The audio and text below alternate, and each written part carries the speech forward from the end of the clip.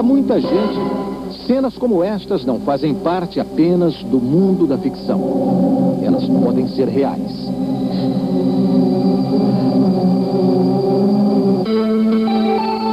Uma pesquisa do Instituto Gallup, feita há 3 anos, revelou que 1 em cada grupo de 7 americanos diz que já viu um disco voador.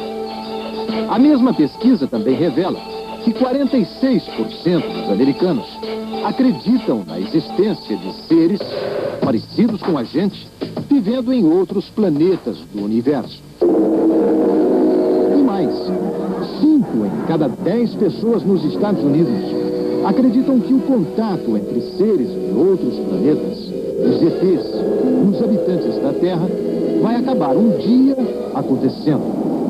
Se já não aconteceu.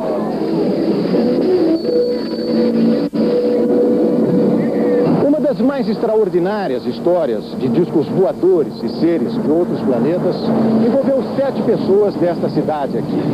Nós estamos em Snowflake, no Arizona, o oeste americano. É uma cidade muito pequena. E o que aconteceu há 18 anos mexeu com praticamente todas as pessoas que moram aqui.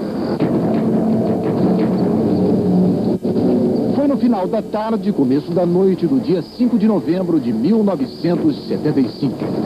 Uma notícia começou a circular na cidade. Travis Walton, hoje beirando os 40, casado, 4 filhos, havia sumido na floresta onde estava trabalhando, cortando árvores. E segundo o relato de 6 companheiros que estavam com ele, Travis havia sido sequestrado por um disco voador. A pequena Snowflake viveu uma história fantástica. Tão fantástica que chamou a atenção de Hollywood, dando origem ao filme Fire in the Sky, Fogo no Céu.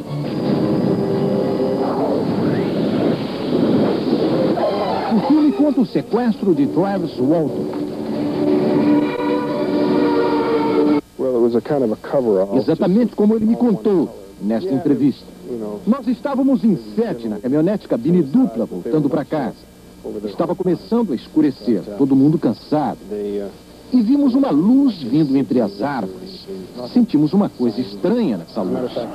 Ninguém disse nada, ficou um silêncio, todos olhando na mesma direção.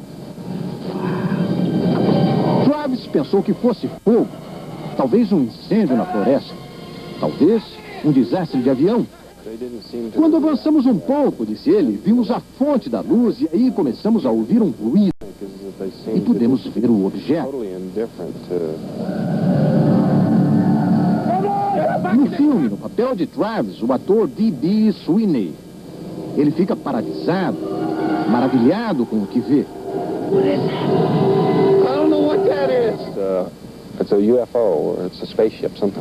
Era um disco. Você podia ver o contorno dele. Estava a uns 6 metros de altura. Irradiava muita luz. Uma luz dourada. Eu estava curioso em ver aquilo de perto. O pessoal gritava de dentro da caminhonete para eu sair dali. Eu queria chegar mais perto.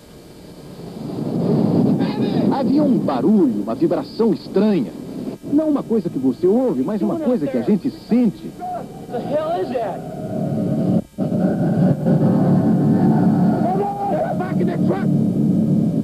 A coisa começou a mexer assim.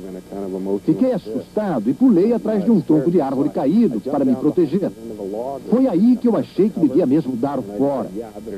Quando me levantei, alguma coisa me bateu, me atingiu. Foi como um choque elétrico. Eu desmaiei. Os companheiros de Travis que ficaram na caminhonete dizem que foi uma descarga elétrica vinda da parte de baixo do disco. Mike Rogers, que estava na direção da caminhonete, fala que a descarga do raio foi tão forte que jogou o corpo de Travis para o ar, uns 2 metros de altura. E quando ele caiu no chão, parecia morto. Ficaram apavorados e saíram para a estrada buscando socorro. O xerife duvidou da história deles, mas colocou mais de 100 homens a cavalo na floresta, com a ajuda de helicópteros, na tentativa de encontrar Travis. A polícia não encontrou nenhum sinal do disco voador, nem de Travis. Ele simplesmente desapareceu. Os companheiros dele foram acusados de assassinato. A polícia acreditava que, na verdade, eles queriam matar Travis e inventaram a história do disco voador. Suspeitos de assassinato, os companheiros de Travis passaram por um detetor de mentiras. O resultado espantou o xerife. Nada indicava que aquilo era uma invenção, uma fantasia. O aparelho apontava. Aqueles homens não estavam mentindo. Travis tinha sido sequestrado pelos ocupantes de um disco voador. A partir dali, tudo parece muito confuso na memória deste homem. Ele conta que perdeu a consciência e só se lembra de ter voltado a si em um lugar que parecia a sala de um hospital, em companhia de seres estranhos.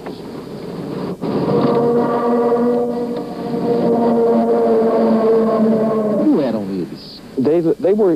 Pareciam seres como nós, 2 braços, 2 pernas, olhos, nariz, mas não eram seres humanos. Tinham a cabeça grande, sem cabelos, boca pequena, nariz pequeno, mas olhos muito grandes. Era difícil olhar para os olhos, dava medo. Você chegou a conversar com eles, não? Não falava. Só eu gritei, apavorado. Peguei um objeto de cima de uma mesa e tentei me defender. Eles vinham na minha direção. Aí eles viraram e saíram do lugar. Mas eles voltaram. E no filme esta passagem aparece assim. Uma cena de violência que pode não ter se passado exatamente assim, segundo as lembranças de Travis. O fato é que ele perdeu os sentidos pela segunda vez. Quando Travis Walton recuperou a consciência, ele estava aqui, na beira dessa estrada, exatamente no lugar onde eu estou agora, a 80 quilômetros da cidade dele, Snowflake. Ele não tinha consciência, ele não sabia. Mas haviam se passado 5 dias desde aquele momento em que ele desapareceu na floresta. Eu estava caído de bruços, a cabeça apoiada no braço. Consegui levantar e vi uma luz brilhando, iluminando a estrada. Olhei para cima para ver de onde vinha a luz e vi novamente o disco. Estava em silêncio. Era diferente do que eu vi pela primeira vez. Era mais liso, de um material mais polido. Só deu tempo de olhar. Ele foi embora em silêncio. Travis conseguiu chegar a um telefone e levou um susto.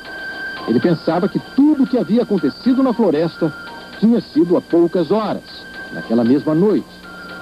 O irmão, do outro lado da linha, bem assustado, lhe deu a notícia. Ele, Travis, havia desaparecido há 5 dias. O que essas criaturas queriam com Travis Walton? É um segredo que ele próprio não tem condições de desvendar. Nem quer. O que ficou na minha lembrança foram poucos momentos, disse ele. Alguns minutos. Nada mais do que isso. Na verdade, Walton não sabe o que aconteceu com ele. Mas esse homem diz que sabe. Ou pelo menos acha que sabe. Ele é Bud Hopkins, autor deste livro, o best-seller Intruders, Os Intrusos, já traduzido em português e lançado no Brasil. Hopkins é um especialista em ufologia, um dos mais conhecidos do mundo.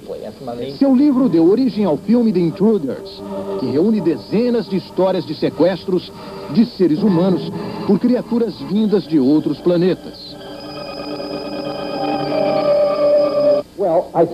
No caso de Walton, se você levar em consideração que foram 5 dias, não dá para ter uma ideia precisa do que aconteceu. Mas o meu pressentimento é que eles coletaram o esperma de Walton. É claro que estou especulando, mas há indicações de que isso aconteceu. A única certeza de Buddy Hopkins é de que o caso Walton é o mais famoso e o mais documentado episódio de sequestro de um ser humano por seres extraterrestres.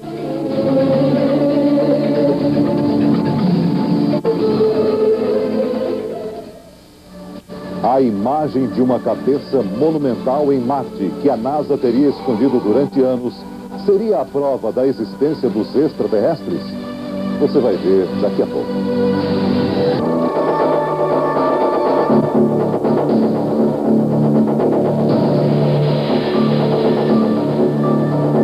Esta imagem mostra a superfície do planeta Marte.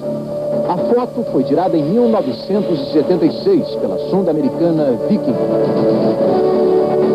Aqui, uma ampliação da figura que chamou a atenção da comunidade científica internacional.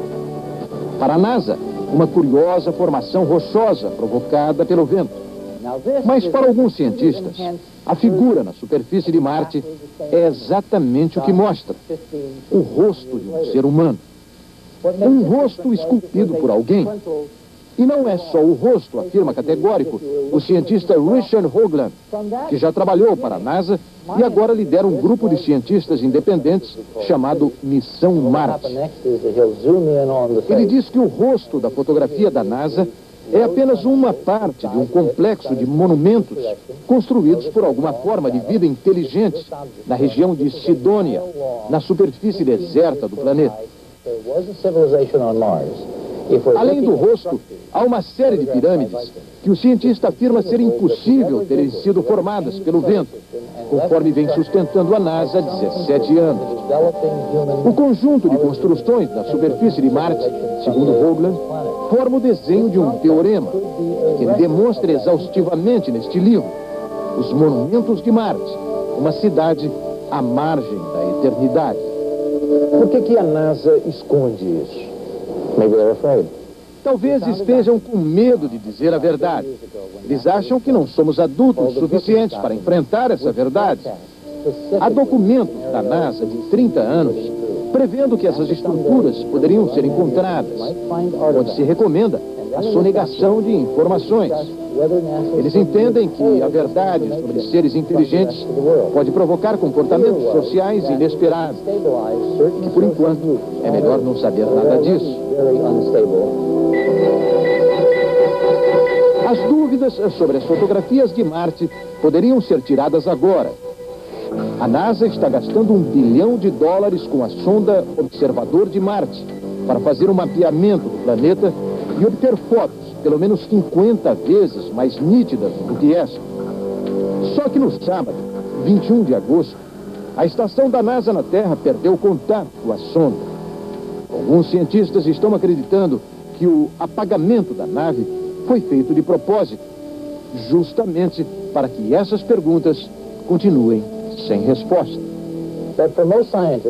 Hoagland acha que não precisa mais. As fotos feitas há 17 anos são indicações fortíssimas de que existe vida inteligente no universo, além da Terra. Mas há um grupo dentro da NASA que não quer o avanço das pesquisas sobre os ETs, diz ele. Só que a NASA, embora nunca tenha admitido a existência de seres extraterrestres, oficialmente não descarta a hipótese de vida em nossa ou em outras galáxias. Tanto que está investindo $milhões num projeto chamado SET, à procura de vida inteligente extraterrestre. O que eles chamam de o ouvido do universo. Só na Via Láctea, nossa galáxia, são cerca de 100 bilhões de estrelas, como o Sol, com planetas, como a Terra, girando em torno delas. Possivelmente com todos os elementos necessários para desenvolver certo tipo de vida. O grande ouvido da NASA é esse aqui. O maior sistema de radiotelescópio do mundo, construído num enclave natural nas montanhas de Porto Rico, o Observatório de Arecibo. Arecibo está coletando sinais de ondas de rádio do universo na esperança de que outras civilizações, como a nossa, estejam emitindo esses sinais. Até agora, a NASA não divulgou qualquer resultado positivo. Se o espaço esconde verdades que a NASA ainda não revelou aos americanos e ao mundo, esse é apenas mais um mistério. Afinal, há 500 anos, ninguém acreditava sequer na existência desta mesma Terra que hoje investiga o universo. É bem provável que daqui a 5 séculos, estas naves, hoje estranhas e não reconhecidas, sejam lembradas como as primeiras caravelas interplanetárias.